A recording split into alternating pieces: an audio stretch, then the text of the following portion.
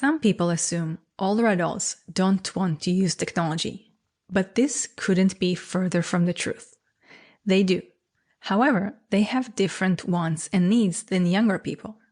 Some of it is a generational thing, some of it is a life stage thing, and some of it depends on physical and cognitive changes that naturally occur as people grow older.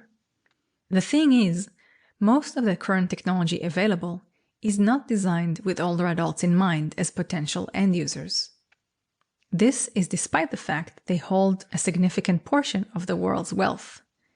The global spending power of people aged 60 and over was expected to reach $15 trillion by 2020. Older adults also spend quite a lot on tech products, and the global COVID-19 pandemic has caused many to ramp up tech spending. The American Association of Retired Persons AARP report from April 2021 revealed tech spending among older adults almost tripled between 2019 and 2020, from $394 to $1,144.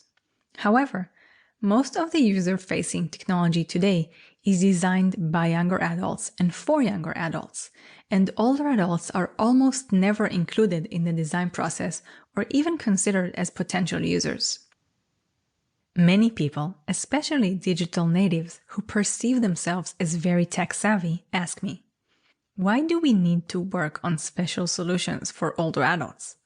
After all, the people who don't use technology today will be replaced within a few decades by a new generation of older adults in which everyone will know how to use technology. In other words, they are saying, I'm sure that when I'm older, I'm going to be able to master technology the same way I do today. This assumption is false for two main reasons. One is there is a natural age-related decline in physical and cognitive abilities that are required to use the technology that's available today. Vision, hearing, dexterity, and memory all change, and not for the better, as you grow older. Second, let's assume in a few decades we will have solved biological aging, and humans will be able to choose whether or not they wish to go through the physical process of aging. Let's also assume most people won't need to proactively interact with technology in the future. User interfaces won't exist because technology will be ambient. It will be able to sense what we need and then execute tasks accordingly without our having to take any conscious action. Even if all this happens, there will still be a generational and life stage difference in what people want. I am now in my 30s.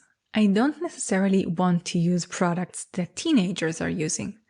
I'm in a different stage in my life, and I have different wants and needs, motivations and priorities.